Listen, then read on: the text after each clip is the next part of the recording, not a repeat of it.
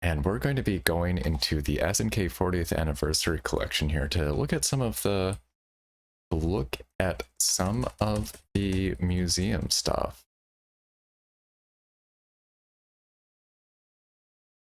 To introduce that. All right. You'll only say good things, Lem. I appreciate that. Another time, possibly, if we have a few minutes. But I think this time is going to be real. It's going to work out really nicely for me if we can get through this. And Mars will be right back. No problem. Take your time. Let me make sure that this is actually updating the stream info, please. No age restriction. I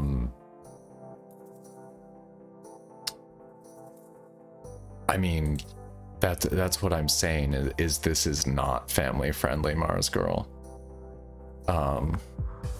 This part of the stream is not.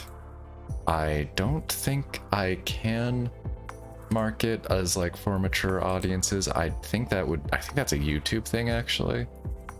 Hold up, let me check that real quick.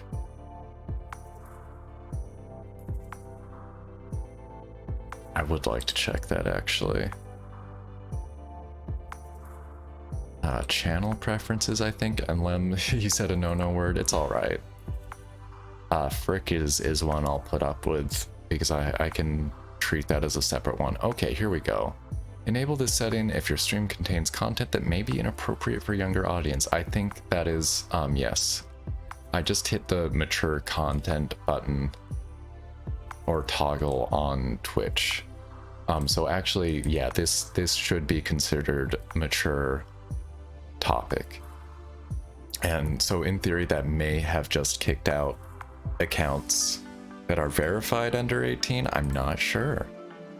I'm not sure how that works, but I do want to, you know, play it safe and all that. This is going to be graphic and gory and all that. But we're going to be looking at Beastbusters here. And first we're going to, just so folks know, first we're going to look at it in the museum, just for a little bit of background. And I'm going to play the game for a little bit, but it's very hard and I'm not good at it. So actually we're gonna watch a playthrough of the game that's included in the collection. It's about 20 minutes long, just so you know. And then there will be another game afterward that I'm gonna do my best to just quarter feed through. How can 16-bit be gory? Well, this was arcade for one thing, a 1990 arcade game, Beastbusters here. This light gun follow-up to Mechanized Attack trades robots for zombies and a horror theme. And this is, you know, you're getting a little bit of a preview there. Basically, things just exploding into red and blood. Yeah, sure, Jam J. Thanks for being here today, and I completely understand if this is a portion that folks are going to skip.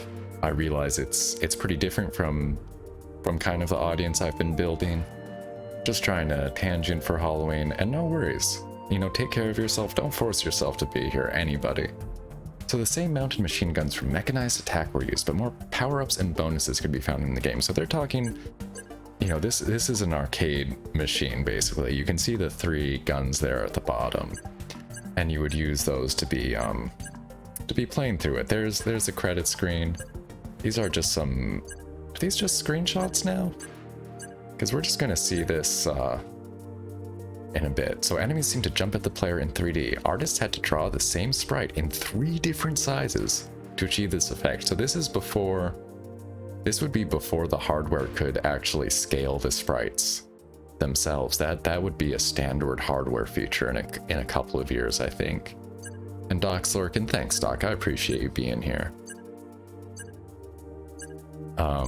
Yeah, it is a cool game, especially for 1990. This looked pretty, I mean, it's not the prettiest game, but it's impressive for the time, I think. It's got good art for the era. All right, so, and here we go. This is coming up tomorrow, just so folks know. A little bit of a sneak peek. Beastbusters would see 2 sequels in later years, a 3D version for the Hyper Neo Geo 64 arcade hardware, which I feel like that version might be lost or something. I don't believe there's any way to emulate that.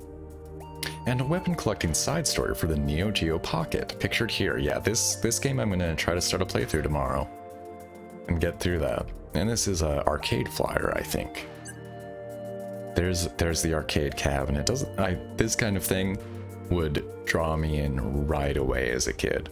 I would probably head directly for this kind of machine. I loved the light gun games. All right. So as I said, I'm going to play for a little bit. You're gonna watch me get absolutely... Yeah, this happened before. A little bit of an error there where it seems to crash if you go into the games after the museum. I don't know what the deal with that is. Exact same thing happened to me earlier.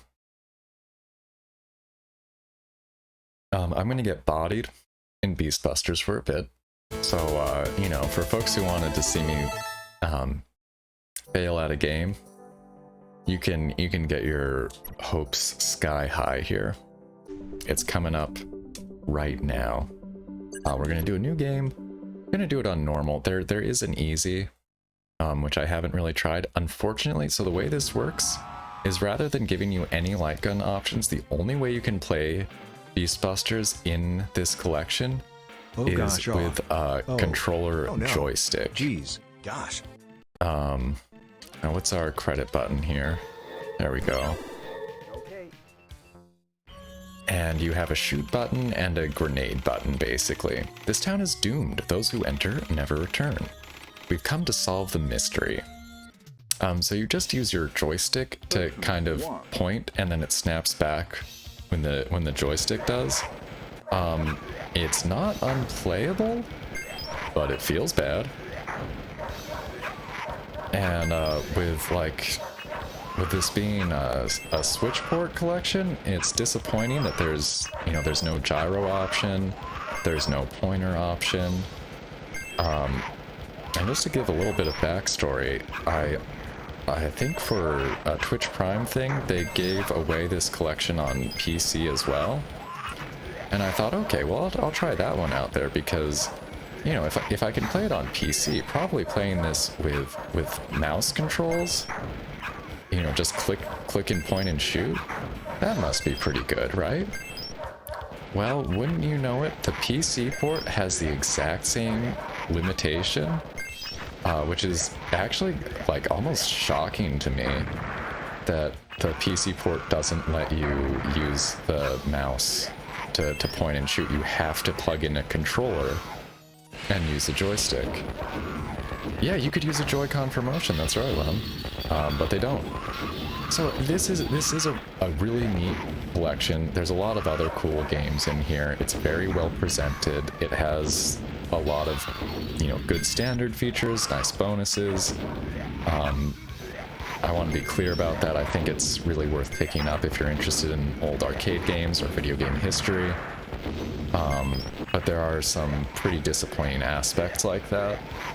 I would say pretty arguably Xbox One is the best place to pick up this SNK 40th collection because it comes with one extra game that none of the other ones have. It is a baseball game though, so if you don't like baseball, it might not do much for you. And yeah, Lem, that was something I wanted to warn about specifically that I kind of meant to. But like Resident Evil, this seems to have a very large focus on taking out these like mutant zombie dogs. And I might lose my first... Nope, okay. I probably won't get to the boss though, because they do these corridor segments that are just so hard. Those birds in particular are like, if you know, again, if you weren't using a joystick and you had something that could kind of do flick controls better. Oh no, Mars Girl looked, yeah. I'm terribly sorry.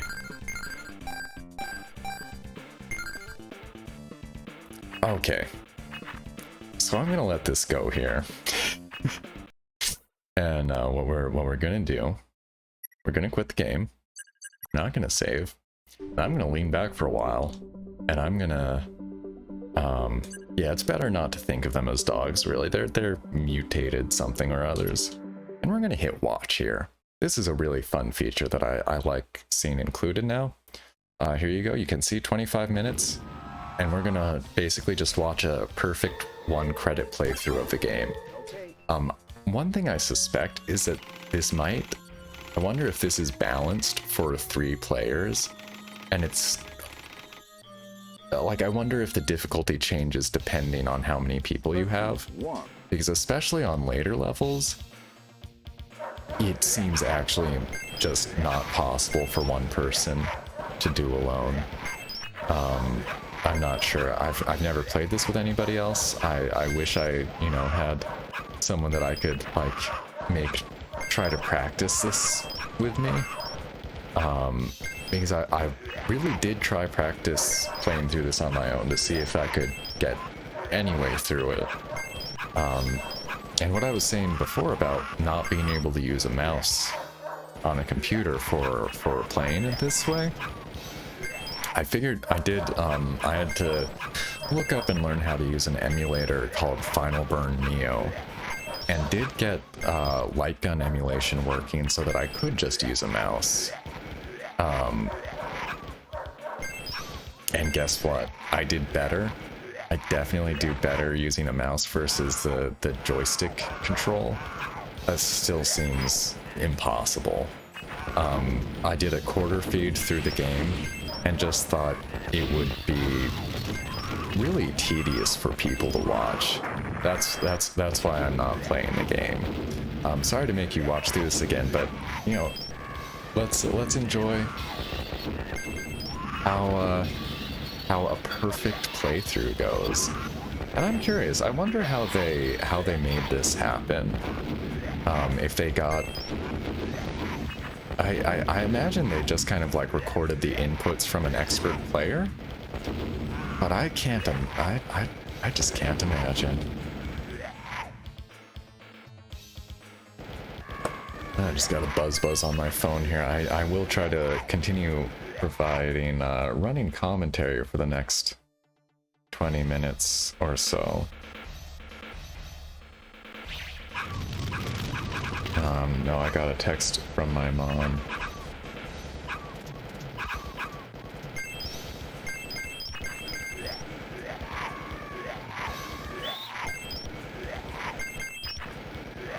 I'm just gonna reply to that real quickly. Sorry, I know, I was just saying, I'm gonna keep talking here, but yeah, we saw this part. We're gonna get to the first boss after here. Or it's tool assisted. I mean, I think it's probably like almost a mix. I would think. Like combining, but I don't, you know, it's a good question, man. Maybe it was just somebody scripting this entirely. I'd be curious. I wonder if there's an interview anywhere where they go into it. So this first boss, you shoot the knives away, then he's gonna turn into a dog here and start bouncing around quite a bit. You gotta shoot the fireballs while shooting the dog. And it goes down, if you manage to keep your target on it, it goes down pretty quickly. And I think, I forget how many stages there are here. I think there's about 6. It's not a super long game, you know. Arcade games, generally speaking, are ones that once you know how to get through them, you get through them in like 20 minutes, you know, 25 minutes or something like that. But it might, you know, to actually learn and get good enough to do that takes a long time usually. Kill the flaming puppy, yep. It's not going to be the last time either. There's a lot of bird shooting as well, so apologies to the bird fans out there. And I suppose the zombie fans. Maybe there's zombie fans who don't really like seeing their undead abominations getting scattered to the four winds. I could imagine. Less of a problem in real life though, that one. And this is just sort of like a mini boss here, but yeah, you just want to use those grenades. I did kind of figure out when I was trying to get better at this, there's quite a bit to strategically using grenades to clear out, like the background enemies. Again, I don't know if watching this conveys like how much you need to be moving from like exact point to exact point on screen in, you know, just microseconds in order to get through this without taking damage. Which I'd be curious to know like what the best, you know, long play of this looks like on YouTube, if there is one. I didn't look that up. Cute puppy. Not exactly my type. And like this boss, look, you see the there's no way to avoid taking damage on this boss. You just get hit. Though we managed to minimize it. Whatever bot or person is playing this managed to minimize it quite a bit. Just no way to avoid damage on that boss. Bodies are everywhere. Are these missing? Section 3. Ghost Town. And there's some fun environments in this one, and you can see they're really this is feels like such an old-fashioned kind of level design here, where it's like, oh yeah, you went through the subway and now you're scrolling through. It looks like an 80s city street somehow. Look at them popping up in the windows and motorbikes going by, and look at how much damage the player is starting to take now. This is the start of the game where, like, playing through it on my own, I start losing a life like every couple of seconds. Like sometimes just every couple of seconds. And like with the amount of stuff, just absolute nonsense happening on screen, even with the best, you know, grenades and like crowd management, almost half a health bar down there. So I do wonder what it's like with 2 or 3 people playing. And yeah, here's another part where it's like, I think unless you have that, yeah, see, unless you have that like big bomb power up that he was using there, you have to, like, you take damage on that. You can see how these games were just so stacked against the player.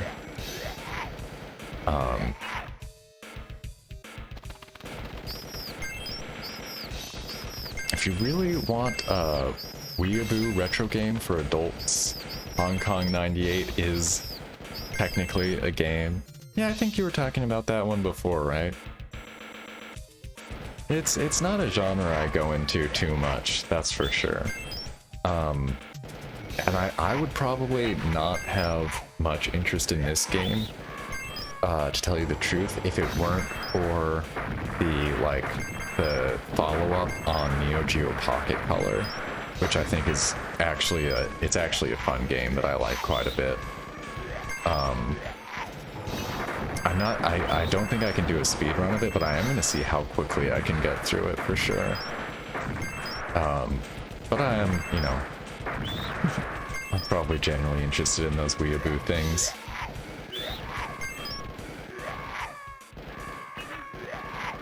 And yeah, we've got another one of these kind of corridor scrolling segments.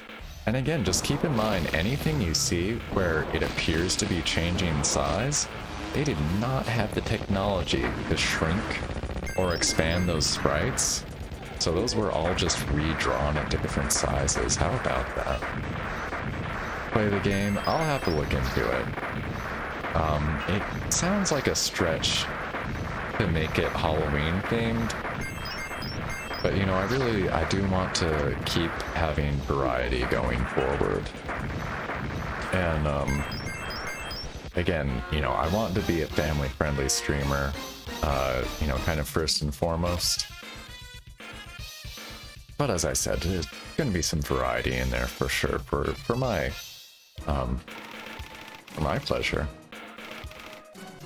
Play the game you're watching right now. It's safer near the river. Let's go. I will mention a fun thing about this. A fun thing about this watch feature is if you wanted to, you actually, I think if you press start, you actually can just start playing right wherever it is. So if you never got to the final boss of one of these, you could watch the video until it gets to that boss, and then try to take it on yourself. You hope a person comes in and thinks I'm playing, yeah, I should keep my hands up like this the whole time, right? And really impress people. I mean, you know, there are people on, I mean, both on Twitch and just in life who play hands-free, you know, with either assistive services or as challenges or, you know, just a fact of life for some people.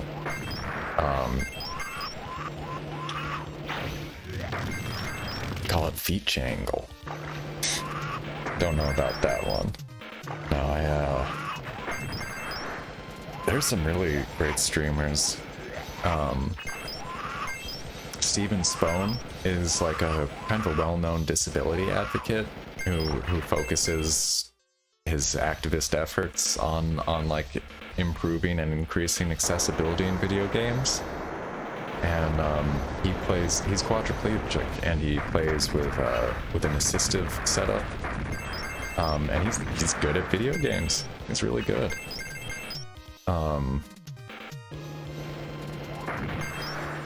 There's another gamer, I think his handle, he goes by Only Use Me Feet. Actually, like, have come across a bunch of his work. He's a big Neo Geo Pocket fan. And, you know, like his handle says, he plays games entirely with his feet. I've just got so much admiration for people who not only, you know, play games and find ways to have fun, but, you know, who use their energy to advocate and try to improve things for other people as well. Poop Monster, yeah. There's definitely some gross out designs in this. Definitely some big gross out designs in this. But I'll have to give like a full credit to Only Use My Feet tomorrow, because I think I'm going to be using a PDF manual that he scanned, if I remember correctly. What's the boss coming up here? I'm trying to remember.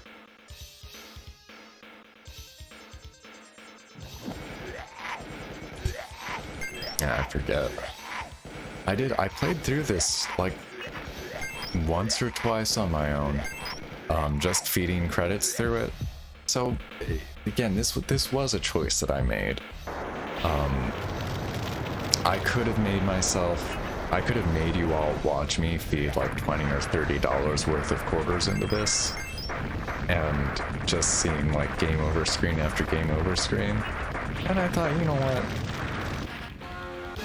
Let's give everybody the treat of watching a 1 credit clear here, even if it's not mine. And look, you can see like this is a perfect play basically, and he got pretty low on health there. The old factory may hold clues. Let's look. Section 5. Section 5, Beast Busters. This has some new fun enemies in here though. And look at how you're supposed to keep like the bottom row and that top row clear at the same time. Do you put real money or fake money in? Oh my goodness. Fake money, fortunately. I haven't seen, you know, I still haven't seen somebody do like an online arcade where they make you put in real life quarters for more plays, but then again, I mean, that's pretty much what gotchas are, aren't they? That's just mobile apps at this point. Stupid question, no worries. Hey, you know, not everybody... There's a chance that somebody coming in here could be completely new to the idea of emulating arcade games, and might wonder, where do you put the quarter in when it's done? And the answer is that, generally speaking, if you're playing an old arcade game but on a new system, that generally they map a button that tells the machine you've put another quarter in it. So I can't show that off right now, but usually you can just like mash on that button and put in quite a few credits in at once. And I think that's probably the better international term is credit. In the US that would typically be a quarter. In the DVD tray, that's right.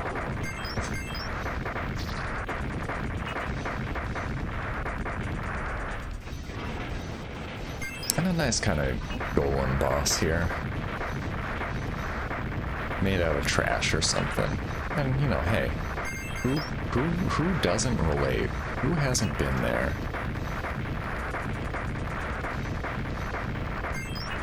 Yeah, I wonder if there is something else I should have tagged this as. Let's Watcher or something like that. More corridor scrolling. So here's the fun thing there. You will notice if you wing one of these glass tubes on the side there, you release more enemies for yourself to deal with. So it's actually it is a nice twist. It's not just yet another scrolling corridor. It's like scrolling corridor and try to avoid the tubes on the side, because it does make things a bit more difficult.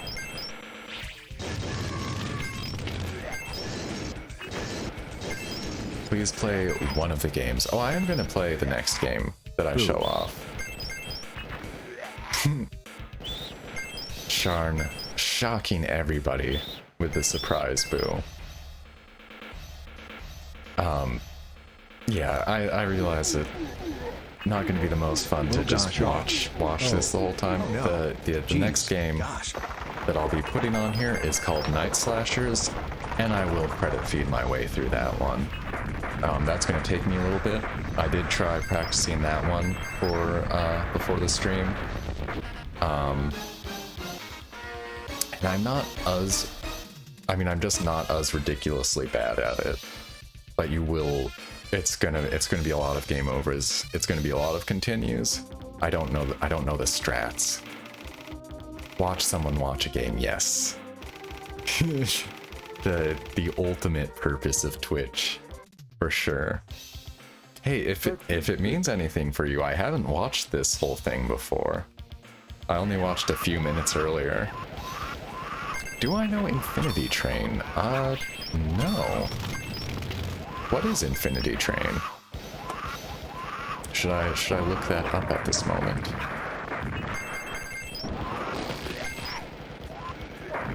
Probably I should, huh?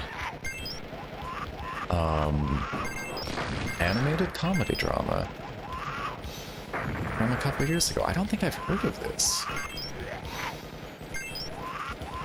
Official Cartoon Network YouTube channel, huh? Pogger's show, okay. Alright. Infinity Train. I do like Cartoon Network stuff, so I'll check that out. And hey, Sharn, thanks for sticking around. I appreciate it. I appreciate anybody sticking through this segment. And again, no worries if folks want to lurk. If folks would rather head out, it's quite alright. We still have one more game to come after this, and then I'll be ending for the day.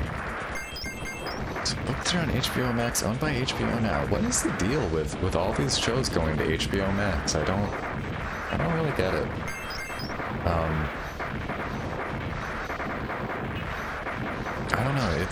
I don't know. I don't completely understand what's going on with Cartoon Network, to tell you the truth. I'm so far from on the inside of any kind of industry connected to that.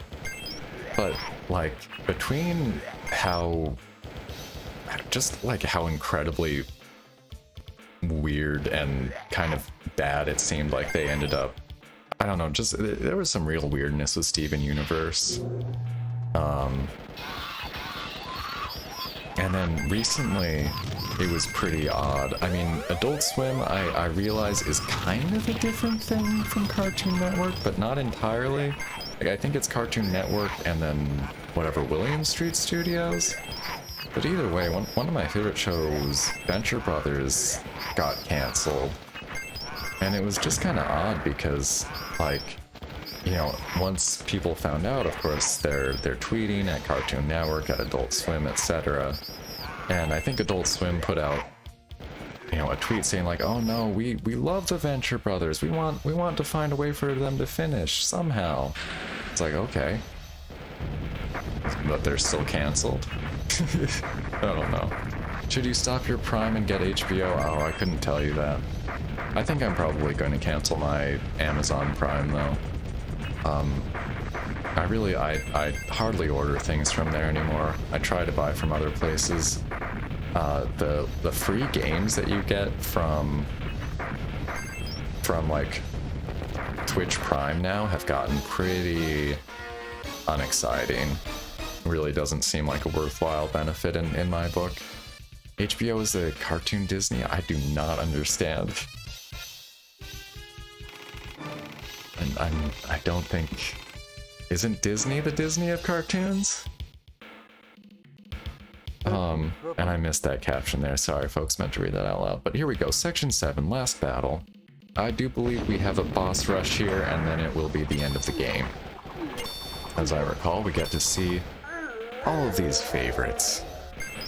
And yeah, Disney is way too massive and huge. I still like, I mean, it was like 10 years ago or something when they bought Marvel. I don't know, it's been a while now, and I still like shake my head over that one. And what, they own like, they bought Fox, right? Like Fox Studios or 21st Century Fox or whatever it is, and they just ended the 21st Century Fox brand. Which, man, you know, I don't know, that one's so weird to me. And just, I really, hey, don't get me wrong, there are things owned and produced by Disney that I certainly do and will enjoy. But I really wish that they didn't own everything. I really do think that, like, having these massive corporate conglomerates, you know, own just all these intellectual property is just awful. HBO is buying every cartoon. I'd probably prefer HBO over Disney, but maybe that's, you know, that's said in a certain amount of ignorance for sure.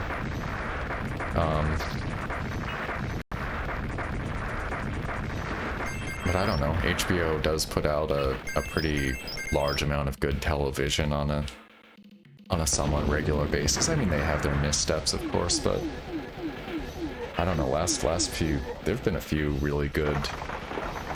I mean, HBO just knocks it out of the park once in a while. And it, you know, honestly, I am grateful anytime there's a show that I really like that gets canceled and gets picked up somewhere else. I'm generally happy to see that, and we'll give it a try. But I don't know if I'll ever get over how, like, Arrested Development got canceled, and then finally it seemed like a dream come true, finally came back, got another season on Netflix, and I gotta tell you, I love the first 3 seasons of Arrested Development, and I hate those Netflix seasons. I can't stand them. I know some people do, and I don't mean to get into an argument about it or put them down, just talking about, like, my feelings about it.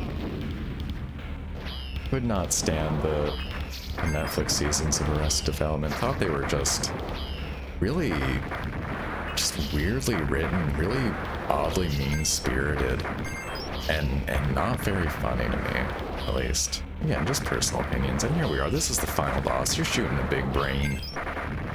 You're shooting that big old brain. But is it done? Or is it all over? Not yet. We got 1 or 2 more phases here to get through. To watch, again, to be clear, to watch somebody else get through.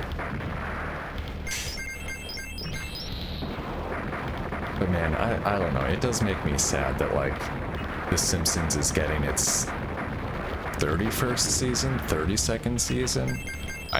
Why is there no end to that in sight? But, you know, these like actually fantastic smaller cartoons that are actually doing like cool, interesting things can't get a 3rd season or whatever. And look at how close this fella comes. Two little pips of health there. I think like 1 hit from dead. watch book 3. Lemony had to watch someone react to it. That's terrible. The battle is over, but the town remains a mystery. Uh-oh. What's happening? The end. Yeah, a huge alien spaceship comes down from the sky and the game ends, and possibly this gets covered in the other Beastbusters game they were talking about. I wonder if there's any footage of that on the internet. Alright, that's that. That is Beastbusters. Thank you so much, anybody who actually stuck with me through that one. Can't believe it. 89. 1989, alright. So we're on to our next one here.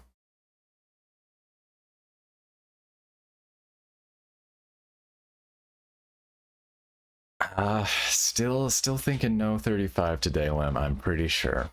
It's not on the agenda. I gotta get through things here. I'm sorry, I don't know how to accommodate that request.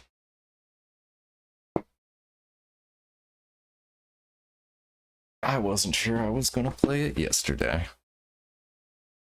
Watch someone good play it. It'll be a lot more fun for you. Is this all working? Okay. Alright, so we gotta get into night slashers. And this is gonna be a bit more immediate. I'm leaving this, again, this is not family friendly. This is probably best for mature audiences. Gonna be pretty similar content-wise to what we were just looking at. Where's oh darn it, it's under Johnny Turbo's arcade, is that right? Too many games, folks. There it is. I have 8 minutes